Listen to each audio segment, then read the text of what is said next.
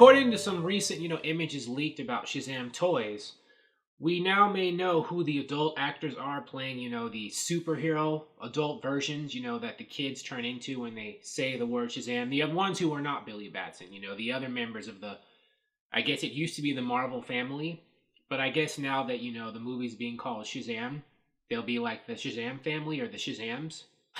Like Mary Marvel, Captain Marvel Jr., Darla, Eugene, etc.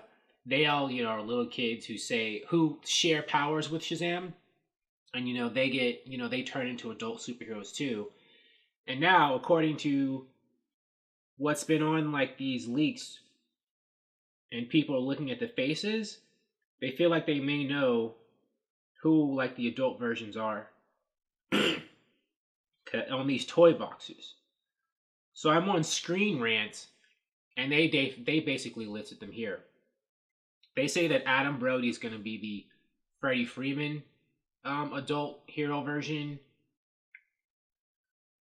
Ross Butler is Eugene Choi.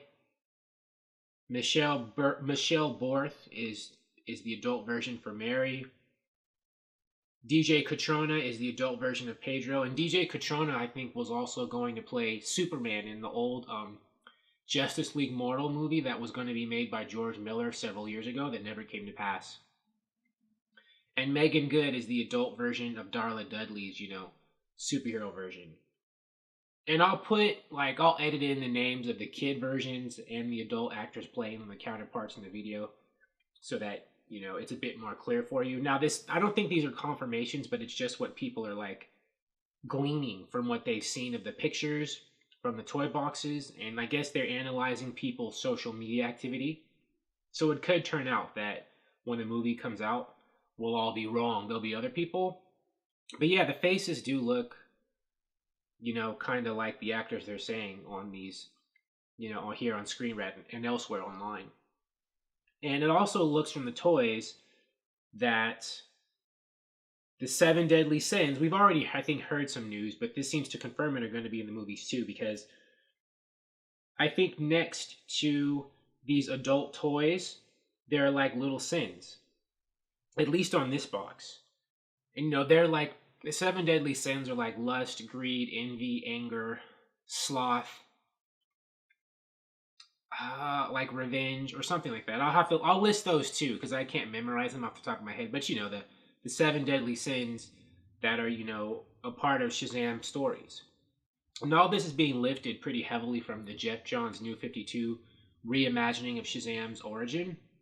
I think this whole movie is lifted directly from that played out in the New 52. They were first Justice League backstories, and Jeff Johns was writing Justice League 2 at the time.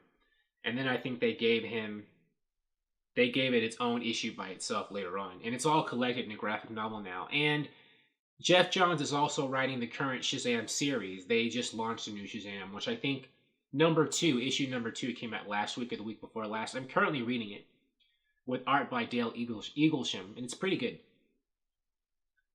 So there we have it. What do you think of the adult actors playing the other adult actors who are joining Zachary Levi as playing, the adult Shazams, the avatars for the little kids who get the magic lightning and turn big, like that movie, Tom Hanks Big.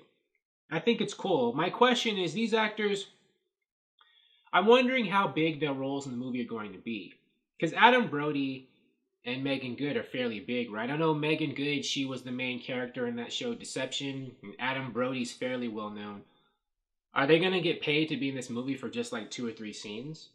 You know what I mean? Like, the adult versions of these kid characters, how much screen time are they going to get versus, I mean, if they weren't going to be on screen that much, wouldn't they have gotten lesser known actors to be there? Or maybe, they just got paid a lot to show up for like 1 or 2 days and then go back home.